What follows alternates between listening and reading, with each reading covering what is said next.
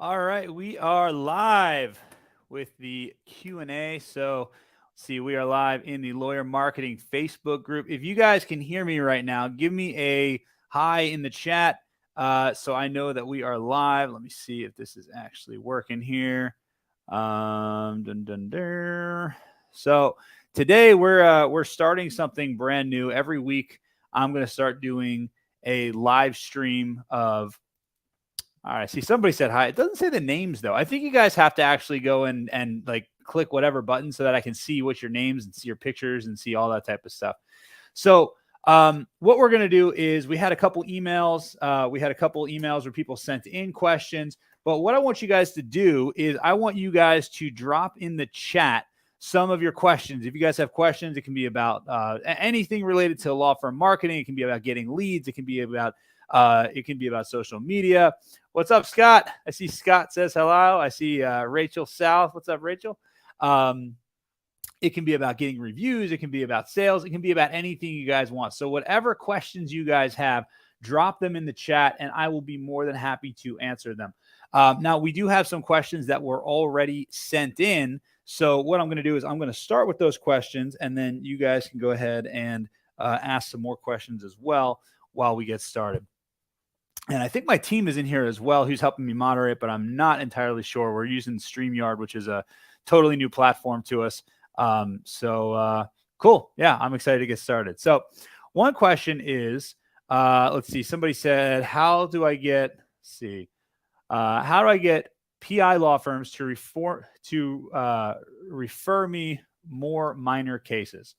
All right. So I think this question is actually a really good one. And when you start thinking about this is a personal injury attorney who they want to start getting other bigger firms to refer them the smaller cases, the ones that basically, the bigger firms don't necessarily want to handle. So there's actually some really cool ways that you can do this so that you can get people to refer you the cases that they don't want. And really, this is great for any kind of referrals, right?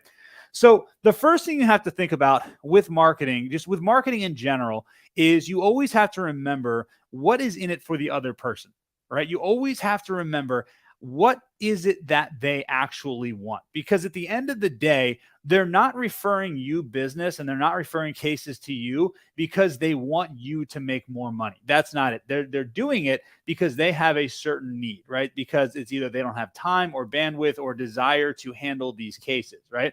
Now, that's what's in it for them. But the other side to that is that they also could refer these cases to anybody. So you have to ask yourself, what can you offer to them? What can you provide to them that would make them much more likely to want to refer cases to you, right? Why you over anybody else, right?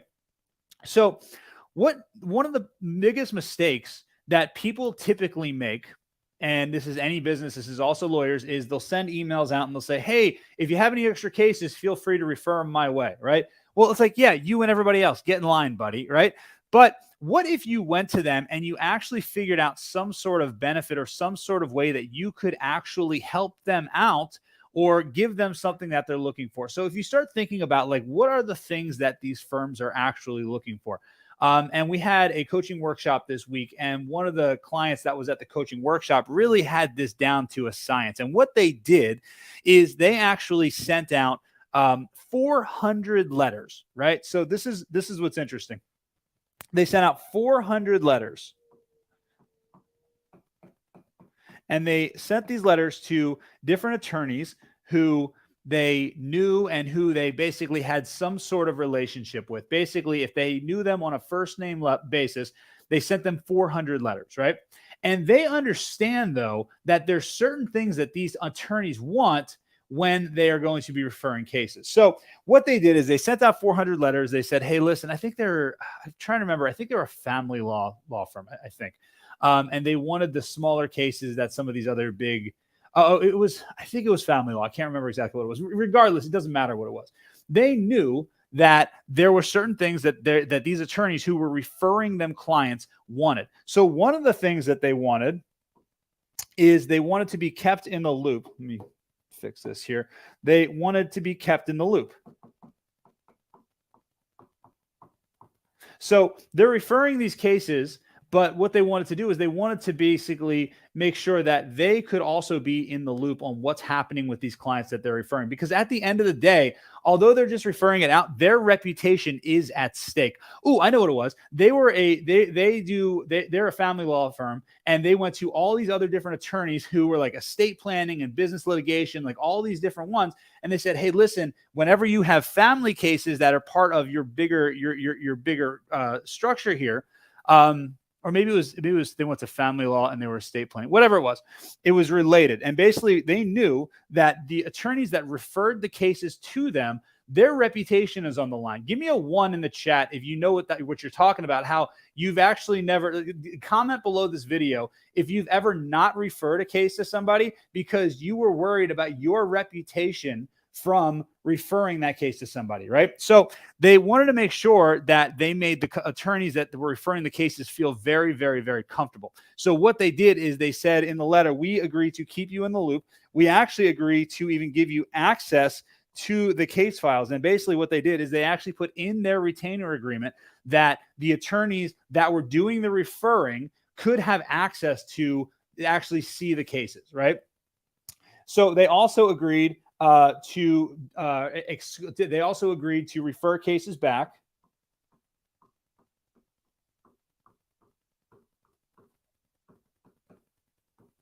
And then there was a couple other things that they did as well that I can't remember specifically off the top of my head. But what you need to think about is you need to think about what is it that I can offer these attorneys or these other law firms that will actually make it so it's not me just taking a handout, but how can I basically provide value to them? One of the ways that you can provide value is by doing a great job for the clients, but not just saying we're going to do a great job for the client, actually proving that you're going to do a great job for the client by giving them access, by making them feel comfortable referring the case to you, right? So there's lots of things like that. We actually had a client who he does criminal, or he did traffic tickets for a long time. And one of the cool things that he did was he would actually handle other people's traffic tickets for them, right? So it's like, think about like what other things can you offer them so that, because the last thing you want to do is you don't want to be the person just looking for a handout, right? If you can provide value and provide things that other people aren't doing, another great thing you can do is you can provide VIP status for their clients, right? And for their referrals. That's another thing that's going to make them look great. How can you make them look great? That's what you need to think about. We had another client who he actually had special parking spaces designated just for their VIPs. And when somebody got referred, they got the VIP treatment. So they got special parking spaces, and that was like right up front, like next to the handicap spots. And then they got, special, bottled water and special, like all kinds of cool stuff when they came in that made them feel special. And when that happens, then the attorney looks great because they referred them to a great firm, right? So at the end of the day, you have to think about how can I help that other party get everything that they want? And then at that point, you can get everything that you want. There's a Zig Ziglar quote where if you help others get everything that they want, then you will get everything that you want. Now, back to these 400 letters real quick. What they did is they sent out the 400 letters and they said, here's all the things we're going to do for you. Here's why it's in your best interest to refer us cases, because we're going to make you look like rock stars. We're going to make you feel great. We're going to give your referrals VIP treatment at our law firm. We're going to refer cases back to you. We're going to give you cases to the access to the actual case files. We'll even have weekly meetings with you to just kind of give you a status update on all of the cases if that's what you want, right? And then you figure out what they do. So here's the interesting thing. They sent out 400 letters. Now, of those 400 letters, they ended up with 40 referral partners.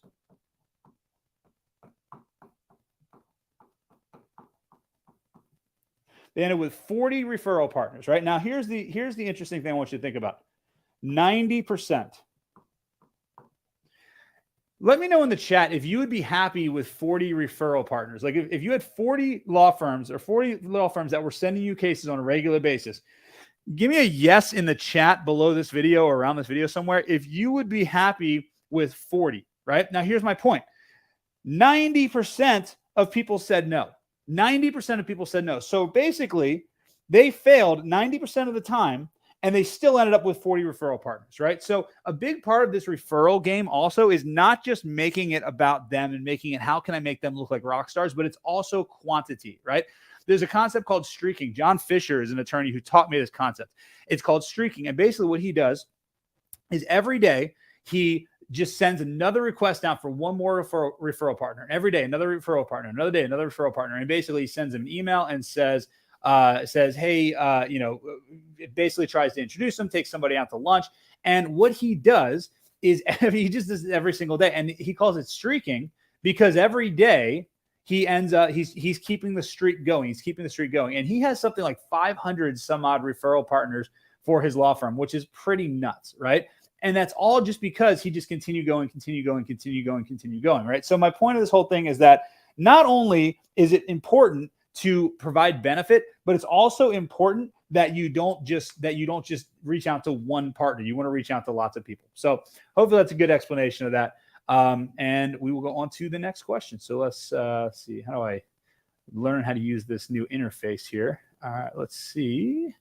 All right, another question. Should I remove my prices from my website? All right, so question is, should you have your prices on your law firm website? I do not believe that you should have your prices on your law firm website unless, everybody type unless in the chat. The only reason that you would have your prices on your law firm website is if they are not your real prices and they are actually they're actually higher than the price that you actually charge in most cases, right? So here's why. There's something called price anchoring.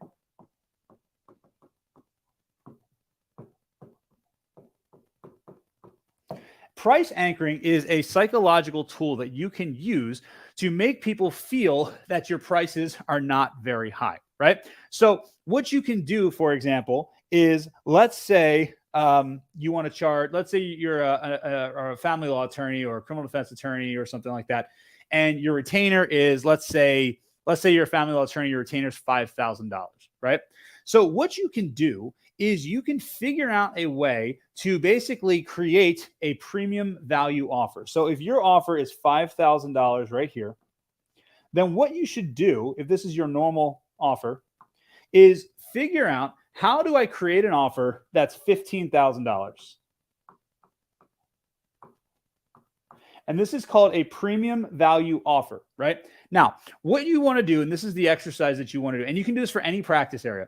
If I doubled or tripled my prices, which is essentially this, what would I do differently? How could I serve my clients better? How could I serve my clients at a higher level that I would actually be able to justify a $15,000 retainer or a $20,000 retainer or a $50,000 retainer, whatever it is? How would you actually be able to justify it, right? Because the reality is that the value, whenever something costs this much, but the value is this much, they always buy. And it doesn't matter what this number is. The value, if the value is this and the price is this, they always buy, right? So here's the question. How can you create something that is so valuable that $15,000 or whatever your premium value offer price is actually worth it, right? Now, there's 4 things that you can look at. There's the dream outcome, which is what do they actually want? There's perceived likelihood of achievement, which is how much do they actually believe that you can help them hit that dream outcome, right? And there's a lot of different ways you can do that. There's time delay. How much time is this actually going to take? And there's effort and sacrifice. How much effort and sacrifice is the client actually going to make? The more that you can enhance all 4 of those numbers in your client's favor. So time delay, if you can reduce the time, obviously you can't reduce how long the court takes, but maybe there's things that you can do to reduce the time and make them think that they're going to get a resolution quicker. Effort and sacrifice. Do they have to do all the work, or are you going to do all the work and they just write you a check and then leave, right? So these are all different things you can think about when you're trying to create your $15,000 offer. Here's why I'm bringing this up, though, as it relates to price anchoring and prices on your website.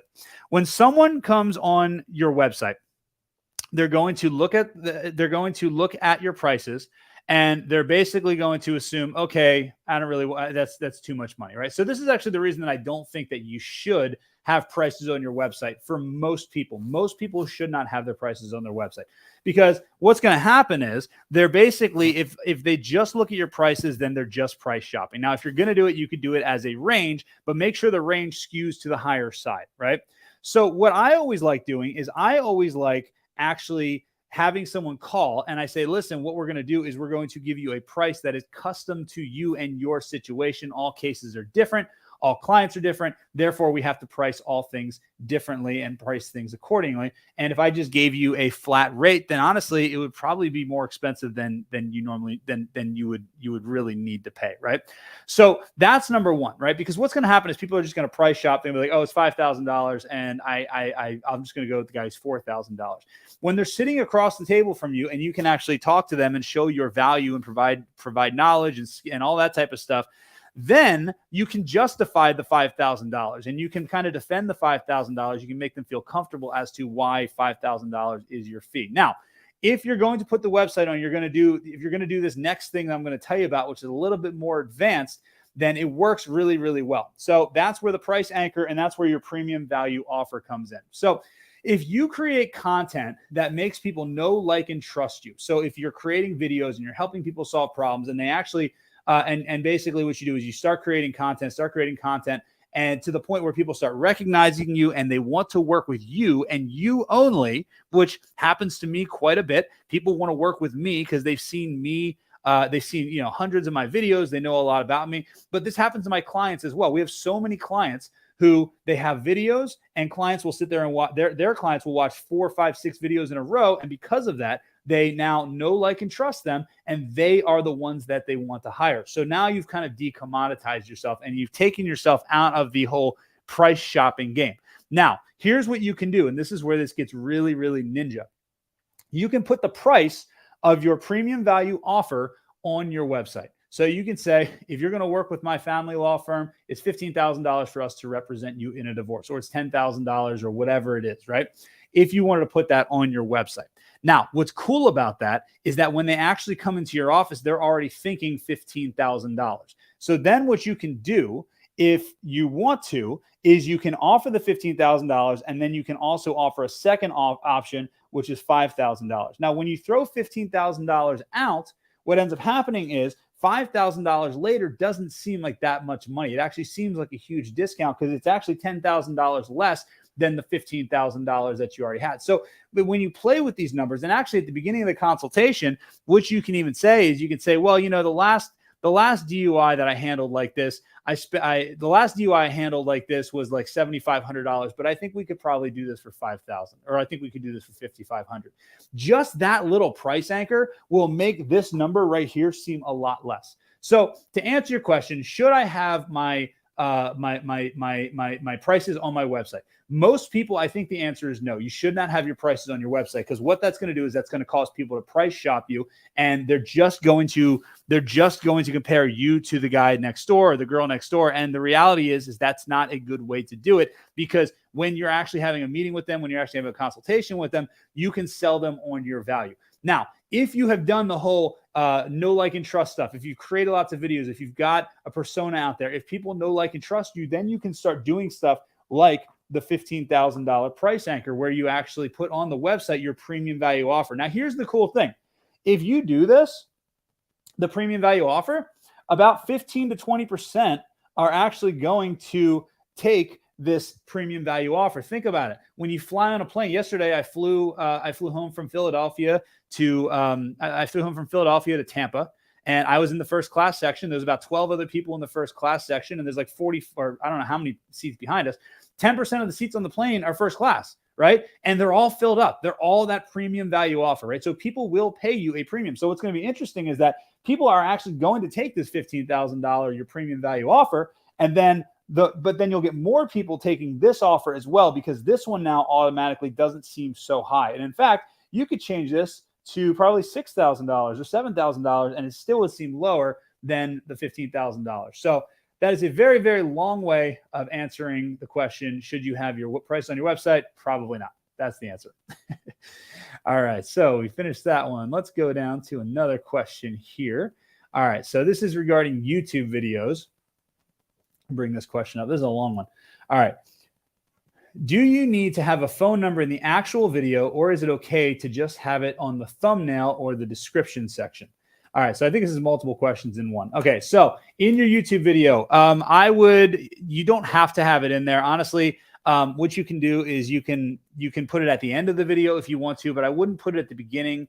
And I certainly wouldn't actually say anything about it in the beginning of the video. So the calls to action in videos, what I like doing, and a phone number would be a call to action, right? So give me a call at this number, right?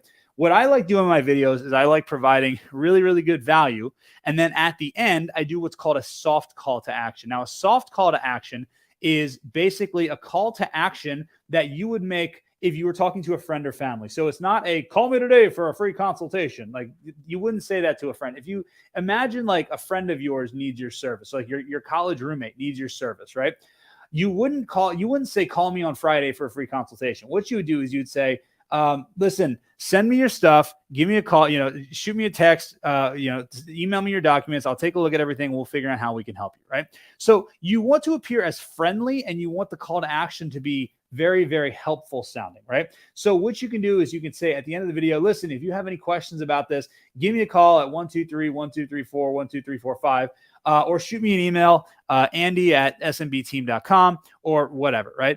Or you can say, if you have any questions, if you have any questions about this, shoot me a text message. My number's in the description, or send me an email. Most people like here's the interesting thing is that I've never put my name. So I've never put my phone number or my email address in my videos anywhere. I don't even say my email address. That's actually might be the first time I've ever actually said my email address, but I still get emails every single day with people saying, hey, I want your help with this, and I want your help with that, and hey, I need you to do my I want you to handle my law firm's marketing.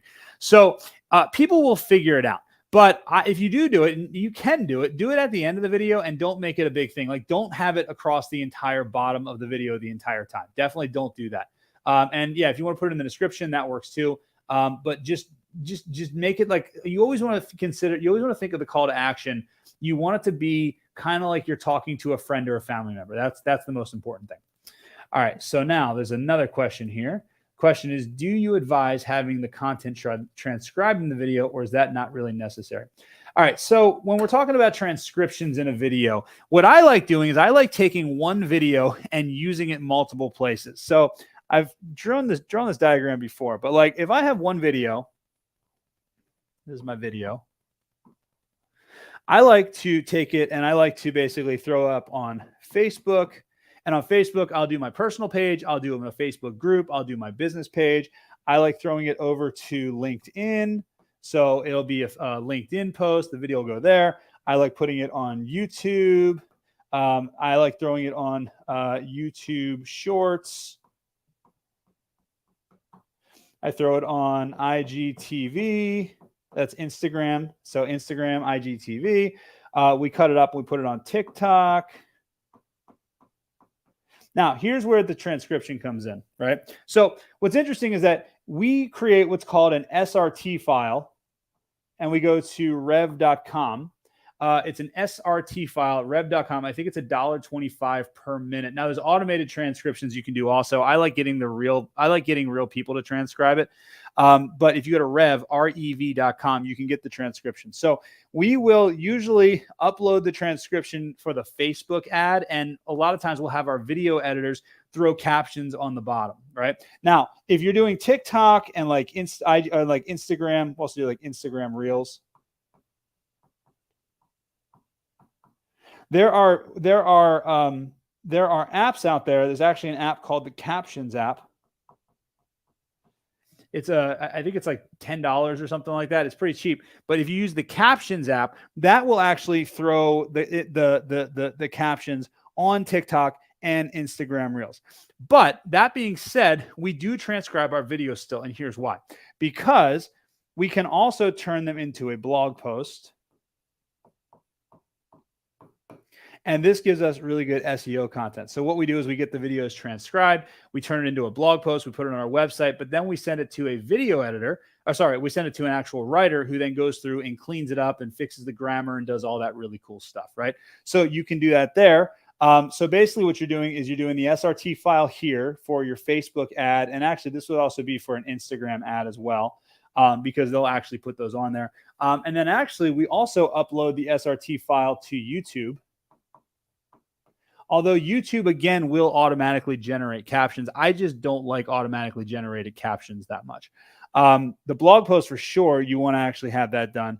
But yeah, so there's actually two different things you're creating. One is the SRT file, and the other is a transcription, which now I wouldn't do the transcription unless you're actually going to send it to a writer who's then going to turn it into a blog post, who's then going to create that content for your website. I wouldn't worry about that. All right, so the last question in here, I'm a little confused after watching Attorney Tom yesterday. I'm doing evergreen videos. They're not exciting. No special graphics, no comedy. I'm not an actor or comedian. Okay, so is that, I don't know what the rest of that was. So I actually was on a plane yesterday and did not see Attorney Tom's videos. But I don't feel, it sounds like this person is asking, if you need exciting videos, comedy, special graphics, all that type of stuff to be successful with your videos, right? So, and I will tell you definitively, the answer is no, right? The answer is you do not need all those things. People come on social media to be entertained or informed, right? Now, if you can entertain them and make things funny, then that's really good. That would help you a lot, right? But it's not the end all be all. And I'll tell you why, because I am not funny. I'm not entertaining. And I've had massive success using social media. Bill's probably more entertaining than I am, but he's not that entertaining. He's not that funny in a sense of like a comedian, like an entertainer, like a true entertainer standpoint, right? What we do is we provide really, really, really good information. So we hit on that informed section, that informed side, right? So here's the thing that you have to understand. Every single one of your ideal clients has problems, right? And the reason that they come to you and they hire you is because they need those problems solved.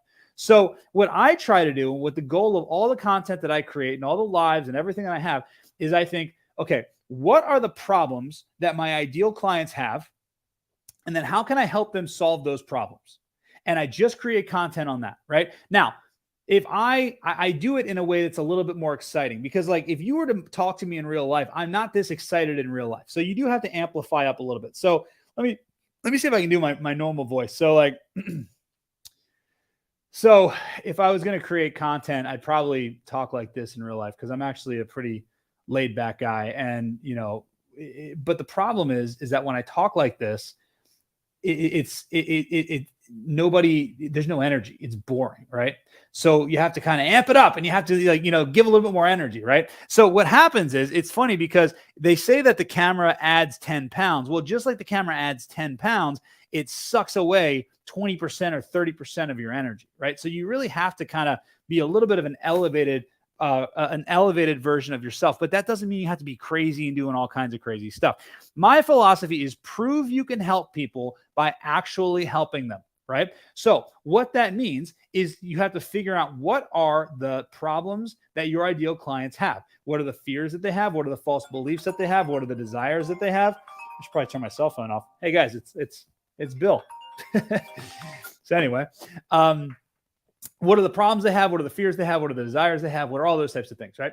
And when you actually answer those problems and solve those problems and prove you can help them by actually helping them, then what happens is you're now informing them, and people will watch your videos if it helps them, because at the end of the day, everybody's favorite subject is themselves.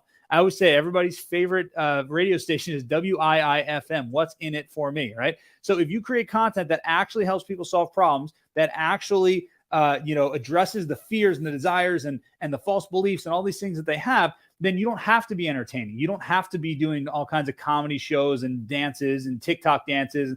Like we have lots of clients who are very successful on TikTok. None of them are dancing. They're just helping you solve problems, right? So don't worry so much about that. Just worry about providing really high quality value to people. That's the biggest thing you need to focus on.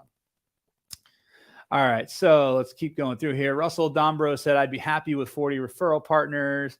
All right, so Gambone Law says, how often would you send an email update? Right now, we send out an e-update every Friday at 7:45 a.m. We've done it for 6 years, and our list is currently 2,500 members. All right, so what I will say, first of all, it's awesome that you're doing it that you're doing it consistently. I think that's super important, right? Now, I think that 7:45 a.m. on a Friday. I do wonder why specifically you chose 7:45 a.m. on a Friday. Maybe it's just because it's the end of the week and people are more likely to, and I think it's probably because you're thinking it's the end of the week. So people are kind of more likely to kind of want to screw around at the end of the week. And then 7:45 puts it in their inbox first thing in the morning. That's kind of what I'm guessing, right? What I would do is I would test different times though, because I believe, and don't quote me on this, but I'm almost positive that the highest email open rates are around lunchtime on Tuesday and Wednesday. Now, the reason I say I believe and I'm not sure is because we don't actually worry too much about that. What we do is we send emails every single day, right? And the key to the email is that you don't necessarily want it to be just about, like, you want it to provide value. We provide value in or at least I try to provide value in my emails. We call them value emails. Even if it's an email that has a call to action, we try to actually put something in there that provides some sort of value so that you want to read it and open it, right? So what I would do is now if 7:45 a.m. works for you, I would look at what your open rate is and I would start playing around with those numbers. And I would say, okay, we do 7:45 a.m. Let's try it Wednesday at noon. Let's try it Tuesday at noon. Let's try it Thursday at 11 a.m. Right now, the other thing is that if you have a high open rate, like, I don't know if it's like let's say, a high open rate would probably be like 25, 30%. That's good for a marketing open rate. If you're beating that, then maybe stick with what you're doing at 7:45 and maybe just send out, more frequently. But the question is, how often should you send out an email update? We send emails every single day, right?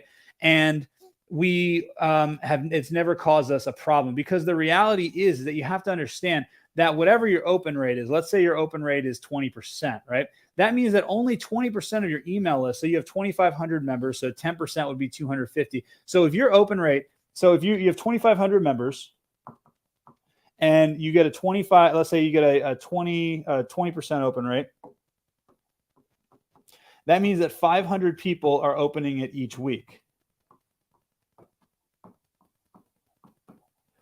And that also means that 2,000 people are not opening it each week.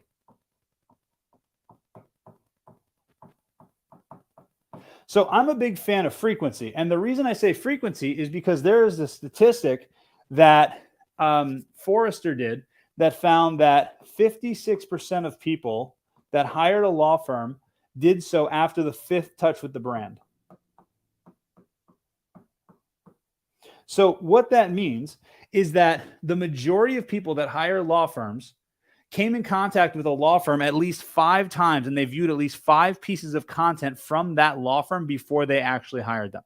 Now, if we're looking at it and I'm assuming you got 2,500, I'm assuming these are people that opted in for your services. I mean, there's a lot of questions that I have also about the 2,500 that could help, that if I knew the answer to these questions, I could probably give you a better answer, right?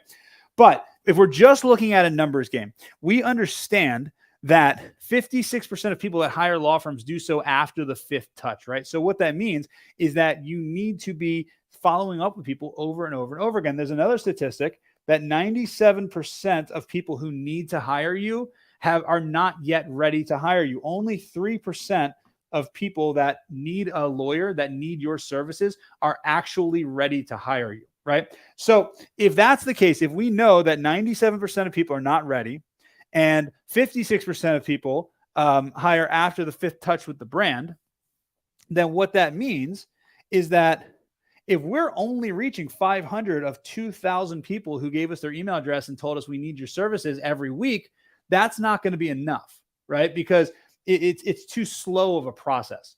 So for these reasons, this is why we email every day. We email sometimes multiple times per day, right?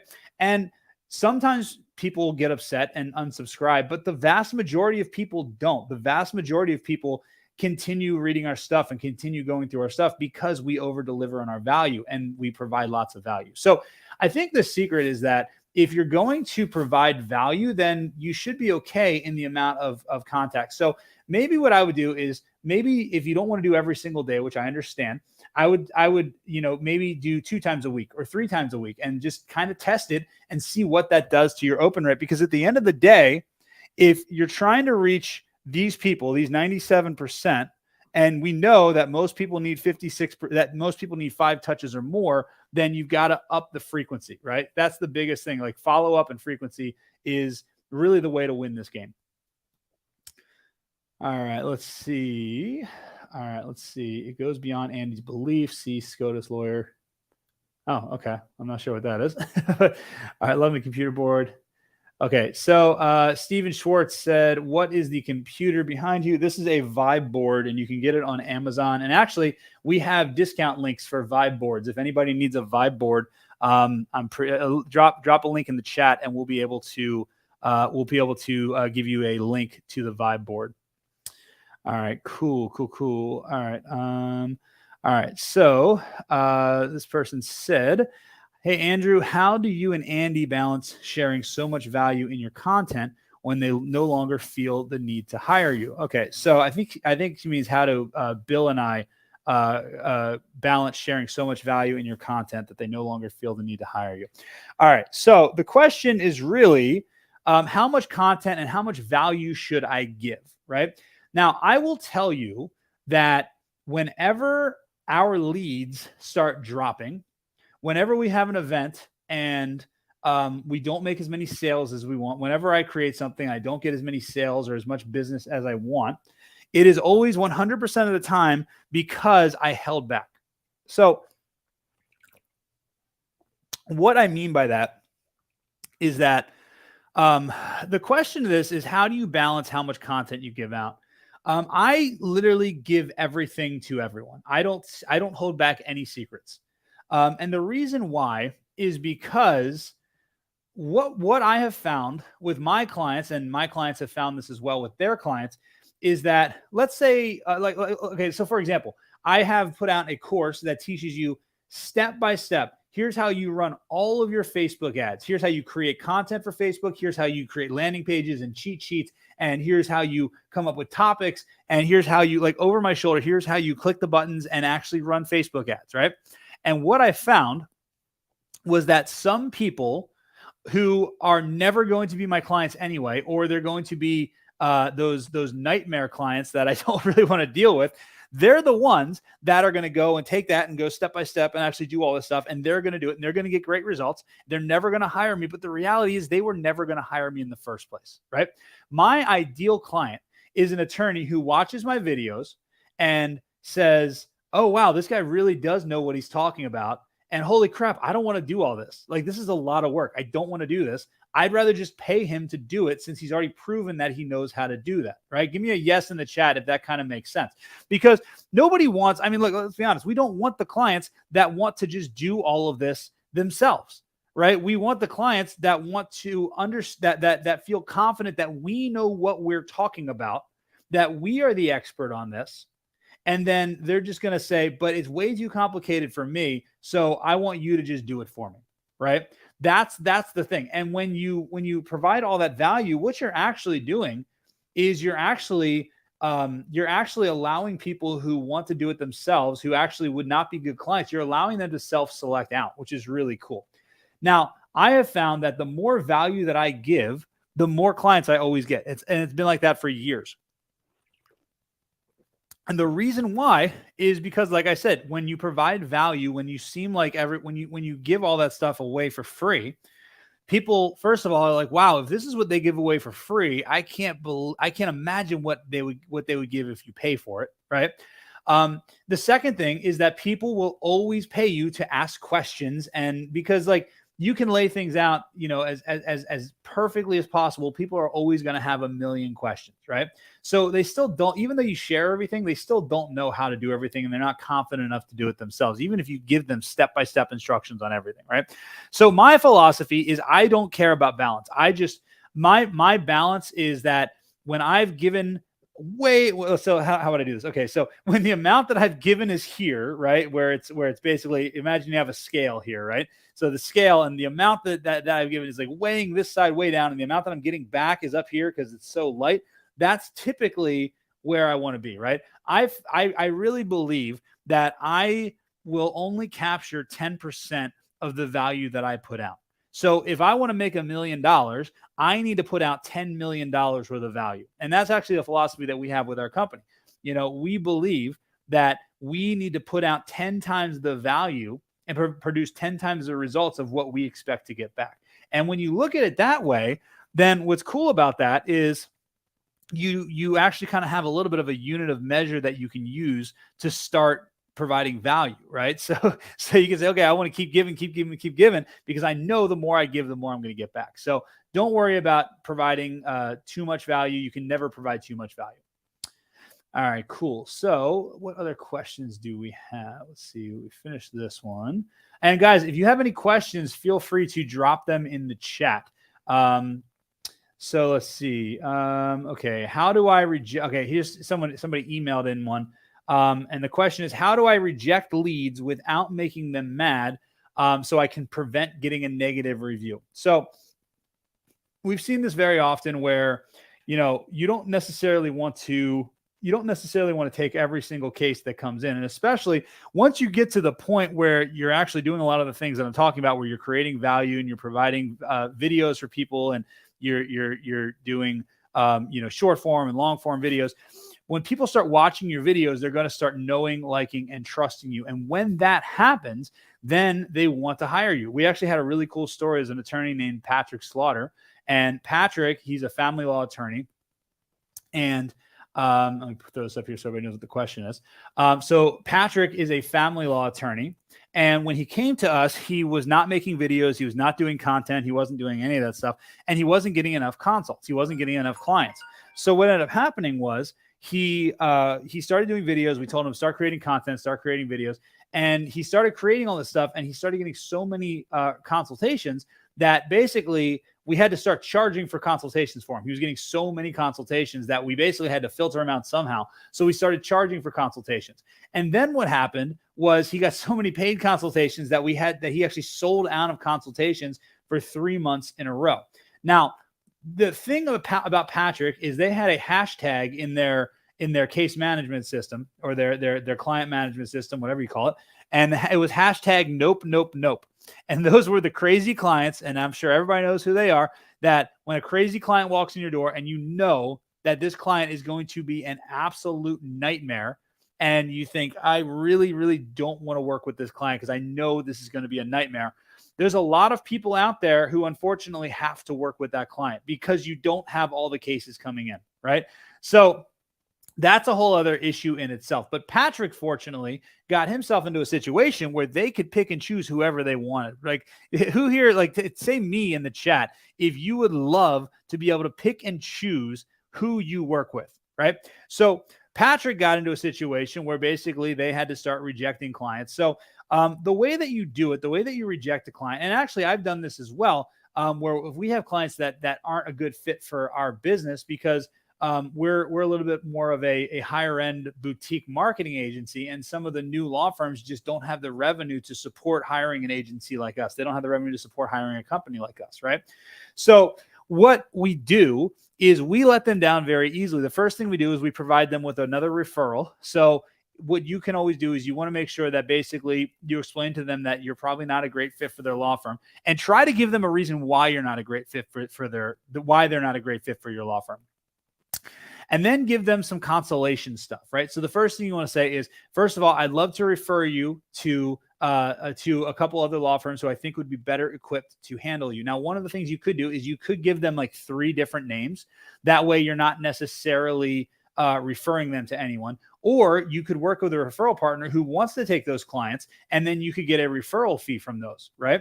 So that's a good way to do it. And then what I always do is I always say, listen, you know, although we don't think you'd be a great fit for our company right now, what I like to do is I'd like to send you copies of Andy's books. So what they do is they say, give me your address, because I'm going to send you a copy of How to Get More Law Firm Clients by Andy Stickle, completely free.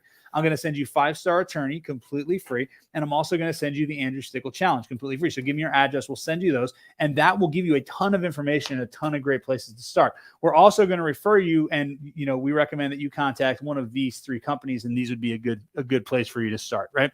If you do that stuff and you provide value and you still help them without even taking their case on, they're much more likely to not be upset with you, and they're probably not going to give you a negative review. If you say, listen, I'm going to send you something, and if you even help them, even if it's not them hiring you, then typically reciprocity is going to kick in, and they're not going to be mad. And, even if they're upset, they're not going to just leave you a bad review because you just basically said, oh yeah, we're not taking your case, and just hang up on them. All right. So next question, Logan said, I create blog posts that I convert to YouTube scripts. I want to repurpose them cheaply to short form videos for Instagram Reel and TikTok with big subtitles. And then he said, what is the best process? My editor says it's a pain in the butt. So, all right. So the process for this, honestly, I go and I use, so we have in-house editors, just like it sounds like you do. And then we also have virtual assistants from the Philippines, right? So there's a really cool, if you want to do this, there's a really, really cool way that we do this. There's an app out there. It's called the Descript app. So it's Descript. So it's like $30 a month, and it's the coolest app I've ever seen. Basically, what it allows you to do is it will automatically transcribe your videos for you, and then you can edit the video like you're editing a Word document. So basically the way you edit the video is by deleting words and deleting sentences and moving this sentence here and moving this sentence here is the coolest thing ever, right? So what I did is I spent about a half an hour and I learned how to use Descript, which is really, really easy. By the way, I have a background in video editing. I know how to use Final Cut Pro really, really well, but you don't need any of that stuff for Descript, right? So if you sign up for Descript, and you go through that and just basically figure out how to use Descript. It's really, really easy. It's not too hard to use. So we signed up for Descript and we take these long form videos. Like today, I'm doing this video, we're 46 minutes in right now. We'll probably chop a lot of this up and we'll put it into TikTok videos, right? That's one of the great things about repurposing. So the first step is I get Descript. The second thing, what happened there? The second thing is I get a virtual assistant. Now I go to onlinejobs.ph to hire my virtual assistants. Now, a lot of times people say that they don't like working with virtual assistants for whatever reason, right? But here's the key. The key is when you hire a virtual assistant, go to onlinejobs.ph. That's where I get my virtual assistants from. And I will say, I'll during the interview process, the first thing I do is I ask them questions that they can't Google. And I say, tell me about your family. What kind of food do you like? Where do you go on vacation? What are your hobbies? Like all that type of stuff, right? Because I want to make sure that I can actually communicate with them. Once I hire somebody that I can actually communicate with, then I do a Loom video. I do a Loom video and I show them step by step exactly what they are supposed to be doing, step by step, right? So I do a Loom video, I send them that, and then they create the videos. Then what happens is then we have an app called the Captions app. The Captions app, which is available on iPhone, and I'm almost positive it's also available on Android. You upload it there, you select your captions, it automatically puts them in, and then it spits out a video. And that's the way this is the process for how you can how you can create long form videos like Logan's talking about, and create short form videos. It seems like a lot of work that I just said, but again, when you find the right virtual assistant to do this, then it becomes automated. But the most important thing with the virtual assistant is, one, you've got to find somebody that you can communicate with, because if you can't communicate with them, then they're not going to do a good job. The second thing is that you must give them very, very, very, very good instructions. That's why I love the Loom videos, because I can literally say, okay, do this, click here, do this, do this, do this. And there's no room for interpretation. It's really, really easy to get them to It's really, really easy to have success with that, right? And then you upload using the Captions app, which is on iPhone, and it works really, really, really, really well. So that is what I would do. That is what I would do in terms of answering your question in terms of how to convert YouTube videos into IG Reels and TikTok with subtitles. All right, cool. Does anyone else have any other questions? I think we have some more emailed in questions. Let's see. Hold on. Let's see, we did this one. Oh, it was a question earlier, and that was actually what sparked this this topic today. Was how do I get cheap divorce cases? Right? How do I get cheap divorce cases? So we're going to talk about that right now. So the question is, how do I get cheap divorce cases? Now, here's the thing. This is the secret. We're going to talk about how to get cheap divorce cases, cheap but high quality. First of all, right? You don't want cheap, low quality cases. You want cheap, high quality cases. But this is how you can get cheap but high quality cases in any practice area. And this is the important thing to remember, is that if you follow this process and you understand human psychology, then this will work really well. So what you want to do is you want to understand that in the customer journey, there are 4 different phases, right? So the customer journey kind of looks like this. And some of my clients have heard me talk about this before, but it doesn't make it any less relevant, right? So the first part at the top is no problem, or they're unaware that they have a problem. The second phase of the customer journey is the research phase. The third part of the customer journey is vendor selection.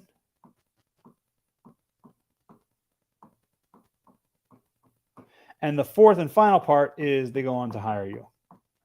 Now, what happens 99% of the time, this is what most lawyers do, is they go right here. They try to attack this phase of the funnel. They try to get clients that are in the vendor selection stage. Vendor selection means that they're going to Google and they're searching personal injury attorney or YouTube attorney, searching personal injury attorney near me, or criminal defense attorney near me, or in this case, divorce lawyer near me, right? Divorce, family law attorney near me, things like that. But the problem is, what we talked about before is that only 3% of any given market is actually ready to hire you. Only 3% is actually ready to hire you. So that means that only 3% of your available cases are in this section right here. But let me ask you a question. Where do you think all of your competition is advertising? It's right here. Everyone is advertising right here. So as a result, what we learned in 11th grade economics is that when supply is really low, meaning that only 3% of the actual cases are in this phase, but demand is really high, meaning that lots and lots and lots of attorneys are all going after these same 3%, then what happens is it gets super expensive, right? It's really, really, really expensive. And that's why you can spend an arm and a leg on PPC. Now, that doesn't mean that you should avoid this section at all costs, but you have to understand that vendor selection is going to be your most expensive place to acquire clients. So what I prefer to do is I prefer to go where the 97% of people who are not in this stage are, and that is in the research phase. That right here, 97%, this is where 97% of the people who need a lawyer but are not yet ready to hire one live. Because most people, they have no problem, so they're not looking for a lawyer, or they're unaware that they have a problem, which means that they're eventually going to go to the research phase. So for example, maybe their spouse has not yet served them with divorce papers. They have no problem, or they're unaware that there's a problem. As soon as they get served those divorce papers, that's when they start going to the research phase, right? Or child custody, that's when they start going to the research phase, right? So the cool thing is that most lawyers are advertising here. Hardly any lawyers are advertising in this research phase. So it's super cheap to advertise here, because now you're only competing against a certain percentage of lawyers, like a very, very small percentage of lawyers, right? So if you're competing for if